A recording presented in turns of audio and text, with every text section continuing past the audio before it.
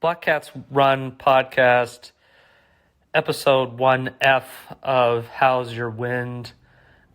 Give us a follow on Instagram if people become interested in engaging in dialogue or suggesting things to further explore or discuss. That will become the space to do that. So we're just continuing directly from what we were talking about, and I said that the reason why this is a separate segment is I'm trying to keep each segment under 60 minutes of recorded time. So we were talking about cortisol, right, adrenaline, and then this idea that discipline, which we're saying historically and culturally has to do with like abandoning self-indulgence, and then we have to separate ourselves from the impulse to feel good. But we're saying that discipline training is something you can execute when you can get into that elevated adrenaline state. And we're saying that elevated adrenaline state isn't maybe good to constantly be going that 2, 3, or in some cases more times a week, because that has an elevated cortisol level associated with that, and that's a stress hormone. And that long exposure to high levels of cortisol probably has an adverse psychosocial effect on us as individuals. And I'm totally hypothesizing at this point, could that be something that could feed into or be the cause of burnout, right? Could there be an unsustainable engagement with cortisol? Because I exercise all year, and the people I know, many of them do the same thing. And I also know other people who will go and train in a more intensive, specific way for a limited period of time, a portion of the year, and then looks like they sort of burn out. And burnout is something that people talk about a lot. And is burnout something that's happening from a cumulative adrenal cortisol relationship? I don't know. I could be totally wrong, but it seems like it's an interesting hypothesis to explore, at least consider, right? And even if that's not the case, it must be the case that there's something about what people are doing that's leading to that point. And I don't think it's inherent to doing sport or athletics, because I am not an outlier physically. I mean, if I am, I've done a really good job of repressing that level of performance my whole life. And I'm able to exercise throughout the year. My youngest brother would go through what looked like phases of sort of burnout, or injury, which also could be injury, could be something that results from too much discipline, targeted training. But he's now, I would say, it looks like switched, and he'd probably agree with this, and maybe we'll have him on the podcast at some point. But he switched to more of a like consistent, just steady engagement with fitness, and that burnout hasn't been there. And a big part of that has been pulling out, I think in his case, limiting high intensity stuff. And high intensity doesn't mean just zone 5 and above. I'm defining high intensity in a specific and maybe different way. I'm saying high intensity is paradigms of training that are predicated on getting an elevated frame of mind, a adrenal response, which then we're saying also drives up that level of cortisol. But the other concept that we just left off with at the end of the last episode is that the discipline approach, which is like about staying on the path of discipline, and avoiding, and like being this sort of person who can avoid all of those instant gratifications and trying to feel good. But if discipline training, listen to this, because this might seem a little bit confusing, so I'm going to try to say this carefully, okay? If discipline training is about an adrenal response, and you need that response to do the training, and if discipline training, we're saying historically, has screened out people who can't meet those acts of discipline, right? Rather than screening out people who can't meet the level of competitive performance, it puts the performative discipline ahead of actual competitive performance. Aren't we left with this pool of highly adrenal people? And we've heard, probably some of us have heard the expression in culture of adrenaline junkie. Like there's already a concept out there for people who are addicted to, whether that's literal addiction or whether it's just sort of metaphorical addiction, but are addicted to these adrenal responses, is that really valid? Like, then to take that discipline model and say, this is total eschew. Because it seems to me that it's the hedonism of adrenal addiction. And I think that sort of tumbles down all of these ideas. And for us, I was talking about my experience in one context of coaching cross-country team. For us, I think, we look back on this in hindsight, and to be full disclosure, I wasn't thinking of this in adrenal terms at the time, but like we basically stayed below that, right? And we looked, adrenaline is one way to feel good. And we looked, I think, for ways to feel good that exist outside of that space. And I think those were more sort of permanent things, or finding like sub-adrenal exercise that you could do without being totally amped up and keyed up, but it was still possible to do that successfully. And when you consider this difference, I think it really opens the door to a lot of new possibilities of understandings. One of the things I talk to people about now is the idea that performance in a race is a function of what we can do in training. And that function is different for different people.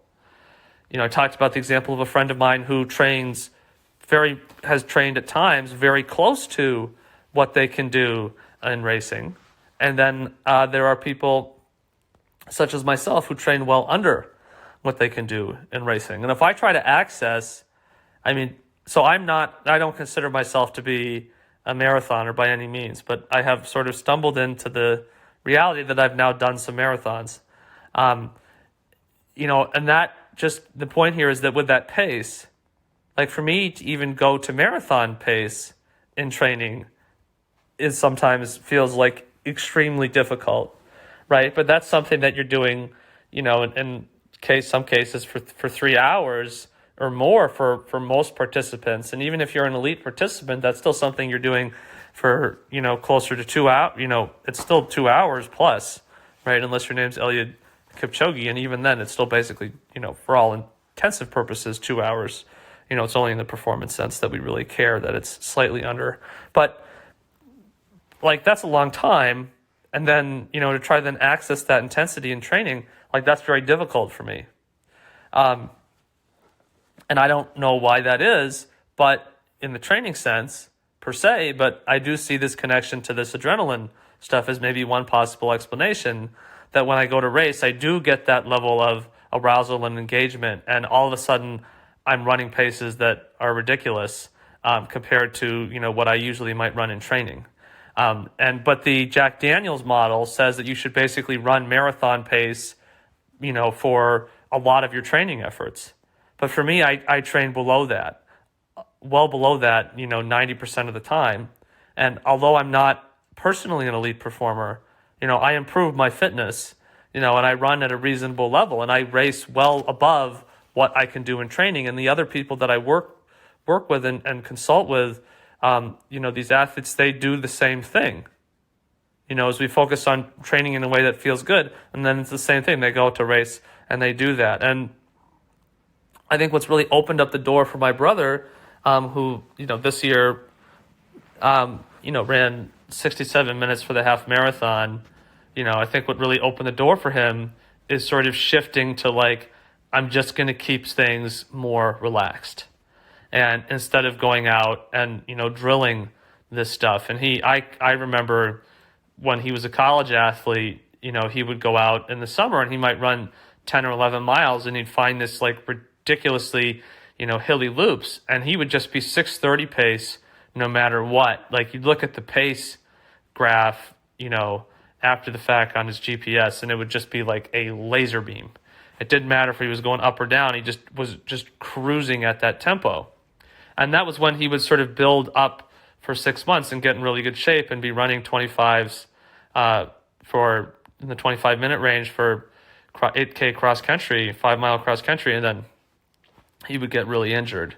And I think people basically, when you're in that high adrenal state, you just push your body beyond what you can do. I mean, you could argue, right, is adrenaline basically this trigger to get the body to like displace its usual reasonable safe limits because there's some sort of extremis, right, that needs to do that. And I don't think training should be inducing, fight or flight level responses, but it does that. And, I recall sitting in class and in the margin of notebooks, like, during, if we had a workout in the afternoon, calculating out these paces. And I was totally consumed by trying to figure out what was and wasn't possible. And, one interpretation could be that I was a head case, but I don't agree with that. I haven't demonstrated that I have a head case subsequently, and I hadn't demonstrated that before, with swimming, because the swimming training I always did was, intervals, on a timed interval, and you would just sort of swim the rep, right? And then you would finish and you'd look at the clock, and the swim coaches I had weren't really directing, or if they were, I wasn't paying any attention to it. They weren't directing me to, hit certain times. It was just like, 50s on 45, 50s on 40, 50s on 50, 50s on a minute, whatever the case may be, 200s on 3 minutes, whatever. And that actually, I think, ended up being really great for me because it opened the door for me to self-reference. I wasn't told to do that, and I don't know that the coaches were thinking like this, and if I claim they were, maybe I'd be giving them too much credit. But the reality is, whether they realized it or not, they created that environment for me. And, I wasn't some standout swimmer, but I was one of the best, swimmers on the club and in high school. I would win most of the races, although we should acknowledge that in the high school swim races were nowhere near the level of the club. The club was the real competitive stuff was happening. And as I got into high school, I sort of had transitioned to doing more running, but now we're sort of getting off track. So to circle back to the significance of the pool workouts it's just like I was dictating my own effort, so I wasn't trying to squeeze out to a certain level of arbitrary, you must hit this split, and then here's this rest. It was like working within that context. And sometimes probably the workouts were too hard, but like we didn't work out every single day. And I know that some of the club swimmers who by the time they were in middle school and high school who were really, and maybe it was, I don't know how much of it was them and how much of it was their parents, but were really into it. They were driving themselves like to morning practices and, and then doing afternoon practices. And they would come to the high school practice, which in high school we only had pool time like twice a week, which is kind of crazy, right? We worked out twice a week. And that would maybe their third practice of the day. They were just swimming constantly. And obviously swimming's different on the body in like cycling in some senses, and that you can just do so much more work because you don't have that same level of fatigue. And I don't know what happened to most of these people, if they kept up with it or if they burnt out or whatever. I kind of got away from swimming after my junior year because I decided that what I really wanted to do was run in college, and that I needed to do indoor track instead of swimming my senior year. And, which is kind of funny because, I think reality is I'm probably a much better swimmer than I've ever been as a runner. But hey, you make your choices and then you live with them. So when, we look at that concept there, right, that's another idea of like feeling good, right? In the pool, I was able to approach it in a way to feel good, but that in the, running workouts, when I have these tempos, it didn't work. I remember a workout I did in college. And like one of my personal rules is I didn't work out in spikes or racing shoes. I didn't want to do that. And that was something that I learned from my dad, saying that, those are for racing. You save those for racing. I think that's pretty smart. And I imposed that on my athletes when I coached a team, was like racing shoes are for racing, because to me, that's a part of like with the uniform and all of that stuff. That's that elevated situation. That's when you go and that's when you tap into that adrenaline, which even if you don't feel like it's an adrenaline rush, the fact that you're going out and you're just executing stuff you couldn't do, like all of a sudden you're running at first lap in 63 and you're like, holy crap, I'm literally walking this. This is insane. Well, that's that context. That's all those things coming together to make that performance possible. And then it still gets harder later, right? But in a workout, you might be like, oh my God, I'm trying to run 68 and I'm like dying like a pig. And that's why, right, you don't want to do that, I think, right? And I think, and I have a friend who we can bring on later who hopefully agree to join, and I think we can have a conversation with him about like footwear and stuff like this, because I know he has some different ideas, and we can kind of go more into the arguments for does footwear matter? Should you wear certain shoes in certain contexts? Is there a benefit to that? But I didn't let my guys do that because to me that was a part of like the magic, right, of going to race, and you want to protect that energy, right? You don't want to go to that. But it was pretty normal on my college team for people to work out in their spikes. And our coach was concerned about the outdoor track, the paint on the Mondo being slippery when it was wet, which I never had that experience, but we were doing mile repeats and it was, raining fairly hard. And I showed up with my trainers and he had sent out an email saying to bring your spikes. And I had conveniently missed this email. And so he sent me back to my dorm to get my spikes. And I think this got me pretty like amped up. I mean, it was a little bit embarrassing, and I also didn't really want to do that. And so then being a little bit frustrated or angry, not necessarily angry at the coach, but just sort of angry with the situation because this isn't the norm that I wanted to have with the training. I ended up going out there and just obliterating the workout way beyond. And it was like, that was one of, the few times I did a workout that kind of met the standard in cross country. And, thinking about this adrenal model of discipline, like that was a discipline environment. Our environment was definitely a discipline mindset. And I think for our coach, that was probably a core, philosophy of that was like staying on the path of discipline was the way athletes were going to perform. And that, training was sort of a purifying act of discipline. And that was part of what translated right over to that. And, consistently tough athletic competitors, CTAC was one of his things that we talked about one year. So I'm doing this workout and I'm just going faster and faster and faster. And then I just I'm just flying around the track, and it's effortless. And I run the last rep in like 5:08. And now we had guys on the team, and you wouldn't have thought this would be happening for a school like this, but we had guys on the team who would be closing a mile repeat, 5 times a mile. And this would have been with, probably a minute to a minute and a half recovery. Who would they be closing in like 4:45, 4:40, 4:37? And then they'd go out, and some of these guys, and they would run 27, 28 minutes for 8K.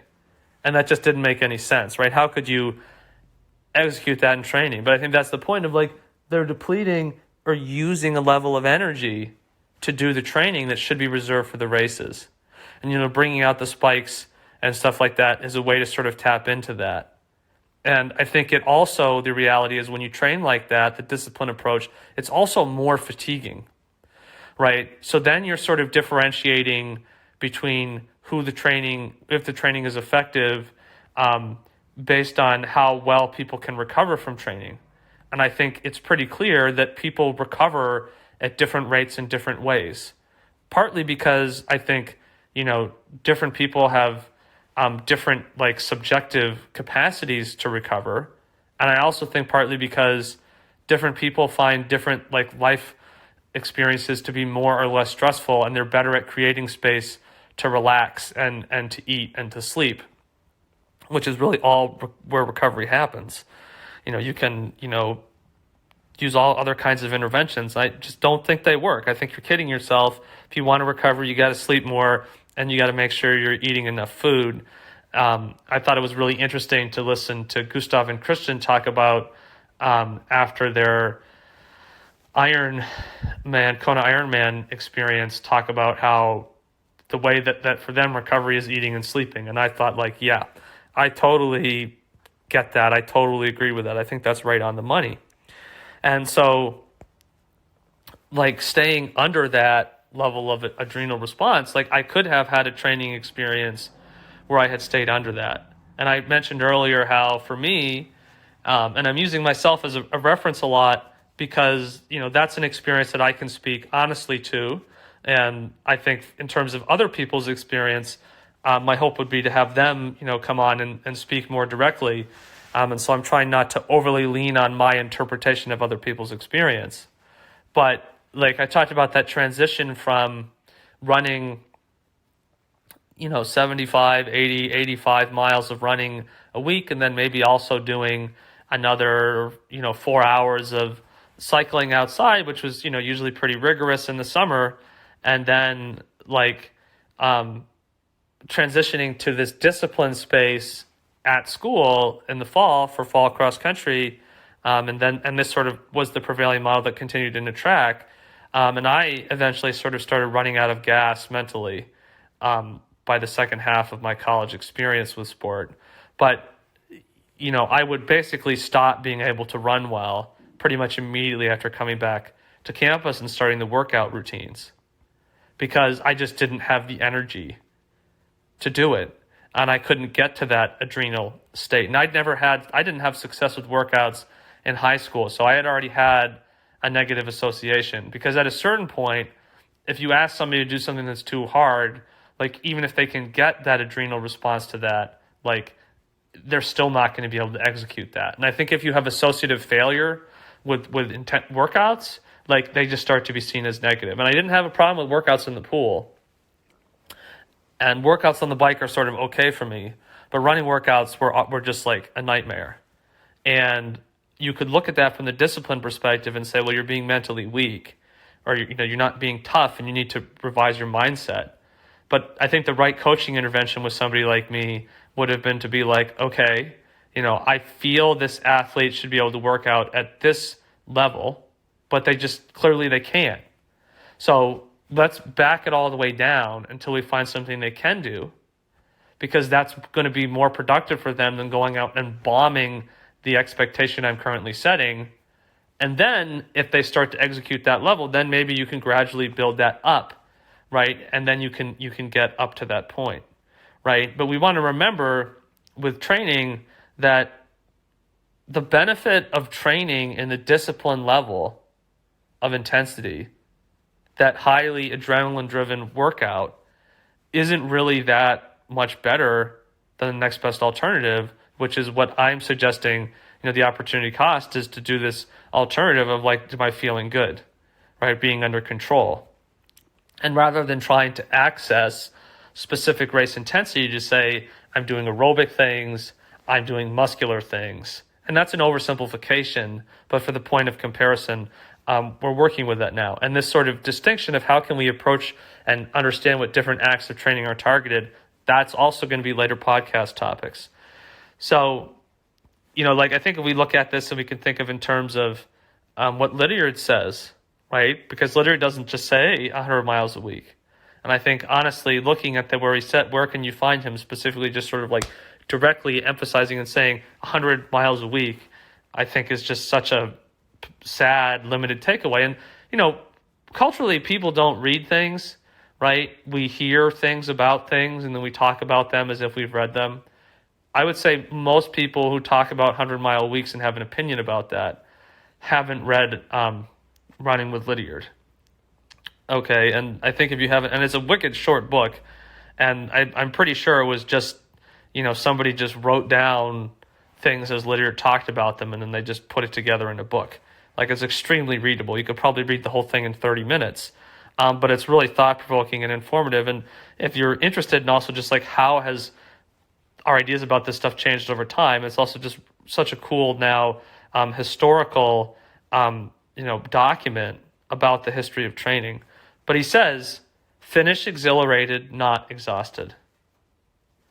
And I think where is that exhilaration coming from, we can make a further distinction.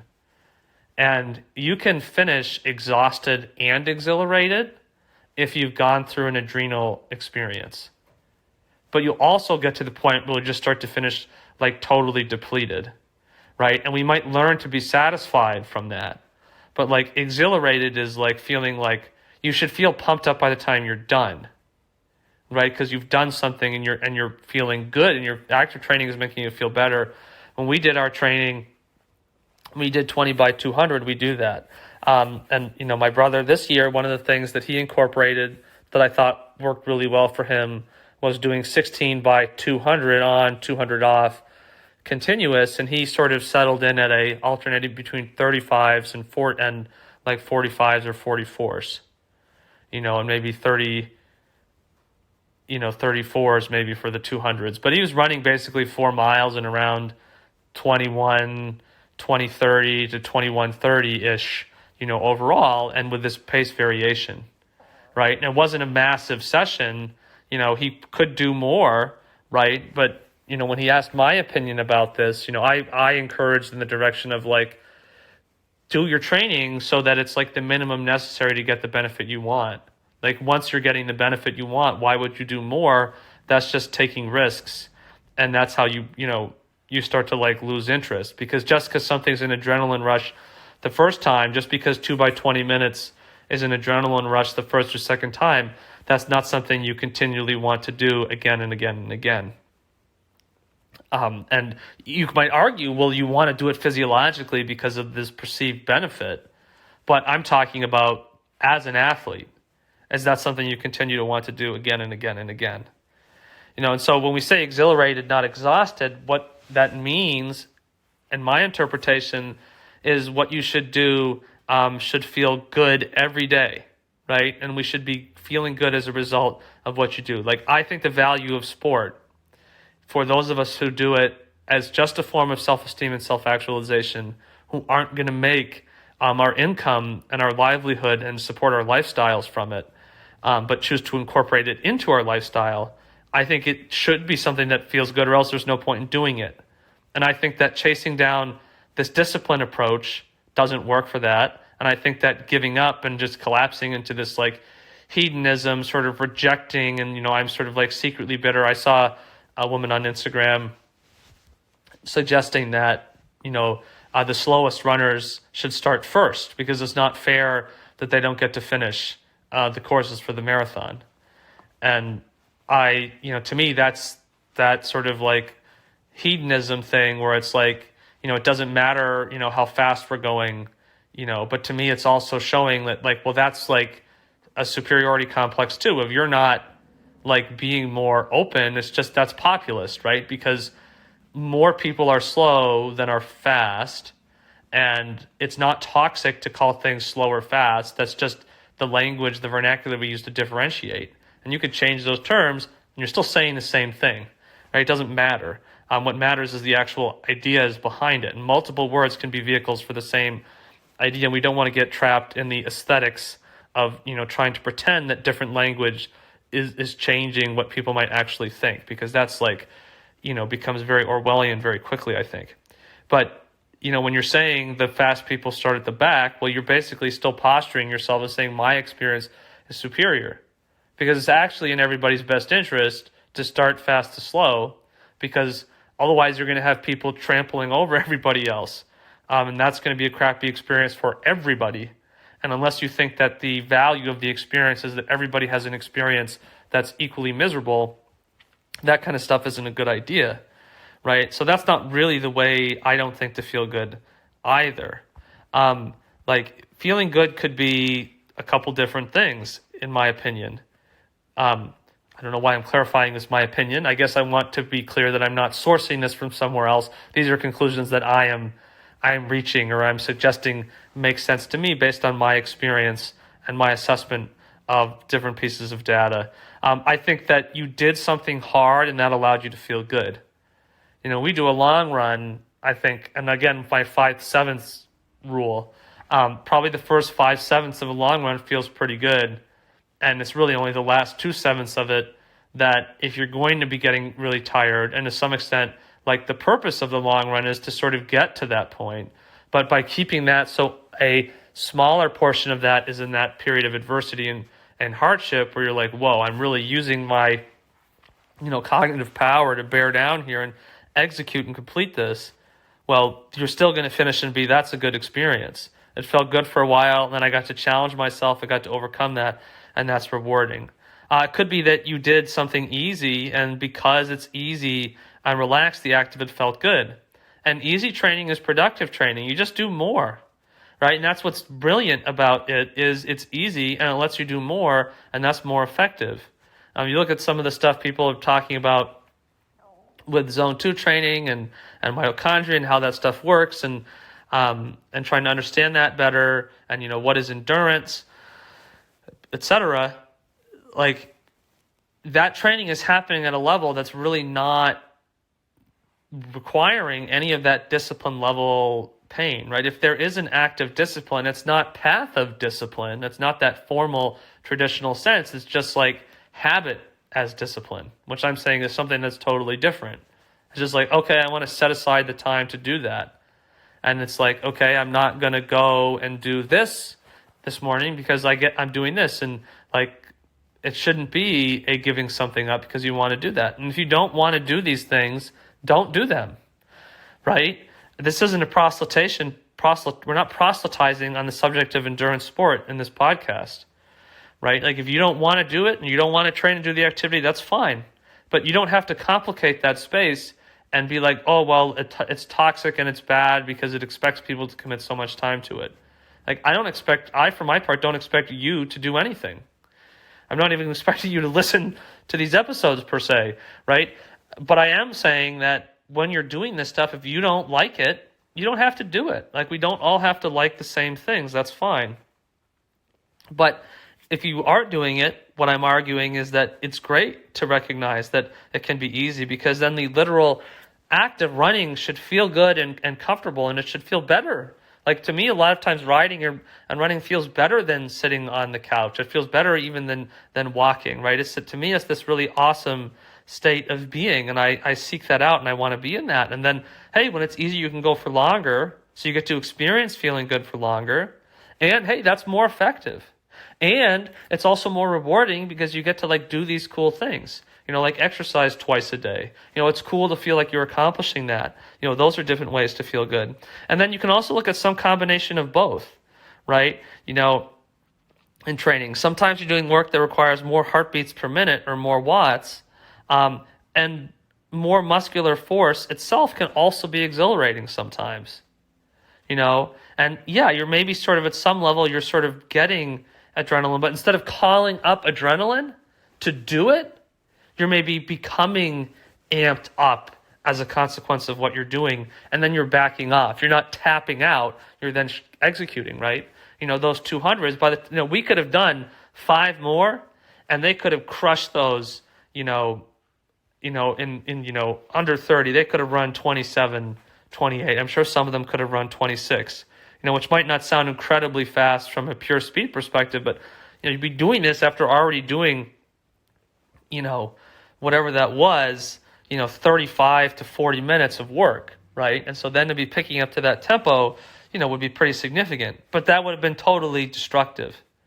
At that point, you're emptying the tank, right? You're squeezing the sponge too much. And what you want to be doing with that sponge is sponge, right? It needs an opportunity to absorb, right? And if you just empty the sponge, it's not going to absorb back all the water. You have to be careful, and you want to spend a little bit to try to end up getting more back than you spent if you can. So I think we can reasonably conclude, if we circle back to ideas from the very beginning of this multi-part episode, that the way we talk when we talk about sport does matter. And it's not just about prescribing specific things. And over the course of this episode and the different segments, I've tried to progress to more specific strategies and practices and applications of training.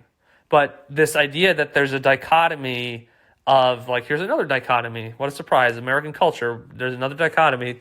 That there's a dichotomy between, here's sort of the, principles or the theory, and then over here you have the actual workouts. And that, I think for a lot of us, we're just what's the workout? Tell me the workout. And I've had specific conversations with people where that's literally what it's been. Like, they've just wanted the workout. And at a certain point, I've said to them, like, I can give you that, but that's not really the value there. And so we don't really consult anymore about this stuff because, they're looking for something different, right? And there is that customer is always right. And this is why I don't have a coaching business. I've never tried to do that because in that space, like, you're driven by the market. And we talked about how traditions and stuff like that inform that. And that people expect to have a traditional experience because that's why it's appealing to them in the first place, is they need to go out and do that ritual because engaging in those rites of passage is going to create the social value. And that's what the appeal is. And it's not necessarily about what's doing the most optimal, right? It's, I want to train like these people who are the top people in cycling in the US because then I get the social value of being a part of that cohort. And one of the athletes I do work with, I say, like, the fact that you're doing stuff that's different what everybody's doing, I think that's what's cool and exciting. And I think that, I say that, but, that might be easier for me to say than it might be for them to feel. Because, I think that desire to fit in is pretty strong for a lot of us. So that language, right, is also important because it progresses from there to our decisions about how to train. Right? We come up with these ideas as a reflection of the philosophies that we develop, and that philosophies are very real, and the tangibility of philosophy is in the acts that we do. Paavo Nurmi training tells us how Paavo Nurmi thought about training, because his training is an act of choice or agency, or if he worked with other people, right? It's an act of their perspective on that. So the way we talk about sport, it shapes our expectation and it shapes our process, and both of these shapes how we feel. Our ability to engage with sport then is a result of what we feel and what we think we will feel. And as I've said, I've been really, honest about this, because I think that's another thing, is we should be more honest about what we're actually experiencing when we're doing sport, what we're actually experiencing in athletes, instead of signifying what we think is the cool or appropriate thing to say. There's not a lot of room for gamesmanship in training. I don't think that's productive. But like the messaging that you suffer, that's something that we all have probably struggled with at some point. And maybe some of us have gotten over that easily. Maybe some of us have never gotten over that. Maybe some of us are some other space with that. But when things don't go well, I immediately question whether I was willing to handle the pain. And I still have that problem, and when things go well, I don't find myself saying, wow, I really handled the pain. I'm like, that felt good. That's how that was supposed to feel, right? And I'm still trying to work on my own, mentality about this stuff. And I think that's a part of the adventure. I think there's an element that there needs to be some sort of a struggle with this stuff, or else it wouldn't be interesting or rewarding. That's a part of feeling good, right, is overcoming that struggle. But we don't want the process of overcoming that struggle to be like traumatizing or, breaking our minds every year when we need to take all this time off. And I think that, we can't take other things or the wrong things as, indicators.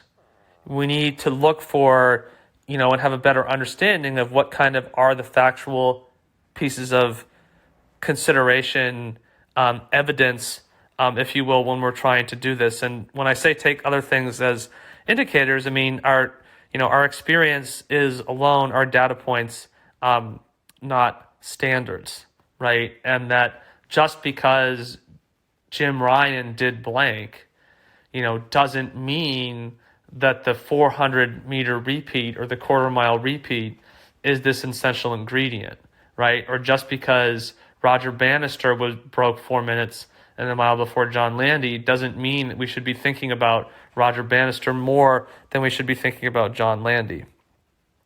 And I also think, too, even though I think talking about this stuff seriously is fun, and that's another thing, right?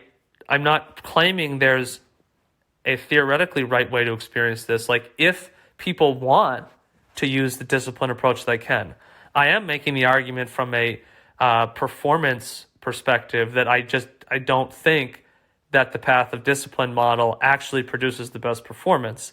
I think that if you can get people to feel good on a regular basis, that's when people are going to do their best and be the most productive.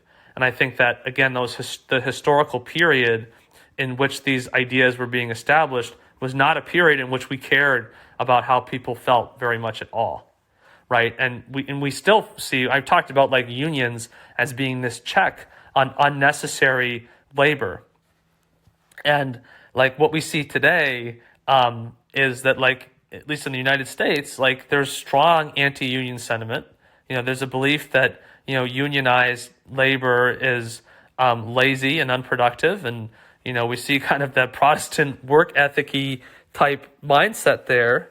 And, we see also, I think, interestingly enough, and I don't think this is maybe true to the whole history of unionization, but I think certainly since the sort of rising association with conservatism and Christianity, that unions and people not embracing labor is sort of something that at one division of conservative Christianity is definitely falls into that anti-union mindset too. And I'm making a generalization to make a point, of course. But so we're doing this for fun, but that's what's fun though, is to really think about this stuff and try to make sense of it. And the hedonism, no, fun is not thinking about these things. I don't agree with that, because if you're claiming that, if you're a gravel athlete who has an Instagram following and you're making content about how you're promoting the exclusive, meaningful experience for everybody, and you're saying how it's fun and it doesn't matter and we don't need to think about this and we don't need to think about that, I want you to know that you're dictating to me, in a sense, without realizing it. You're putting the message out there to me that hey, you aren't having fun by doing it this way.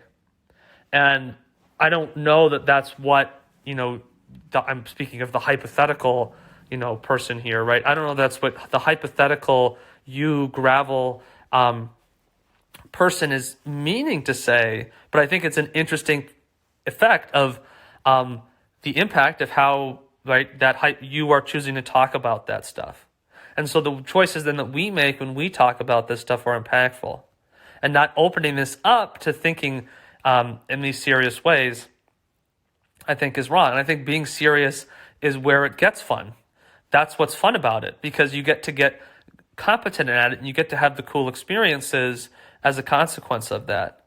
And games, right? It's all a game, faster or slower, it's all a game. And games need some sort of rules or structure to it. And that's kind of what, in a sense, we're trying to figure out here. What are the best rules or structure that we can apply? But it's also true that games aren't fun when people are poor losers. And sometimes this stuff isn't going to go well, and that's okay too, right? For the majority of us, isn't going to go well, right? But being miserable, when we don't get what we want in terms of the experience, is pointless.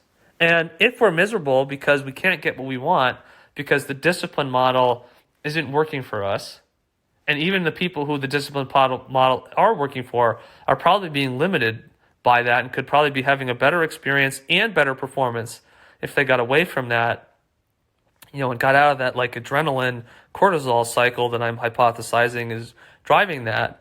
I think that we can have more fun playing these games, right? When we can change our attitude and be the point of the game is to play the game, right? Again, making puzzles, it's rewarding to finish the puzzle, but what do you do if you like puzzles? You go and find another puzzle, right? And that's what this is this is a puzzle that we're trying to figure out. And when we sort of feel like we've figured something out, that doesn't mean we stop thinking about it. We keep thinking. And sometimes we circle back to things and we reevaluate that. And that's rewarding, because then that means that there's always new things to try. There's always new puzzle pieces to put together and try to see what that creates. And I like the idea, and my dad had, used to talk about, and I say used to, I guess he just hasn't mentioned it recently. It's not like he refuses to talk about it anymore. But, brought this up in the past of when you're training, it's really cool because it's like you're in the wilderness. And when you're in the wilderness, you don't really know where you are. And you don't really have a reference relative to other things. And you're just doing you and you're doing your thing. And then races are so exciting because you get to go out and you come out of the wilderness and you get to see what you created, right? And like that's, I think, the value of like a real liminal space. Like that's the real rite of passage that we want, is to go out and see that we created something and that we express that by going out there and challenging ourselves.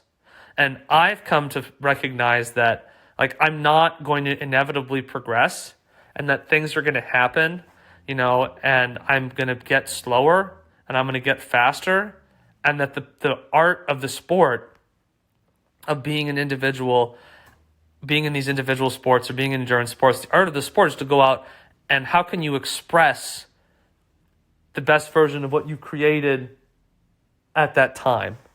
I think that's what we're trying to do. And whether you're elite or whether you're a highly competent amateur or whether you don't really know where you fall because maybe you feel that you're not good enough to identify with it all, it doesn't matter. I think the stuff applies to all of us. And trying to make better sense of training and better sense of the experience of being an athlete and try to do this in different ways. And hopefully I can drum up some different people I know, friends and buddies of mine, to come on here and help to expand the conversation. That's what we're trying to do. So if you like this episode, follow along wherever you're listening. You feel like giving it a rating, go ahead, give it a rating. And again, I encourage people to check out, not that there's much on there, but, follow the Instagram, because then that can be a space where we can kind of develop dialogue and get more ideas of what to do with the podcast. Thanks for listening. And we're going to start working on and come out with episode 2 soon enough.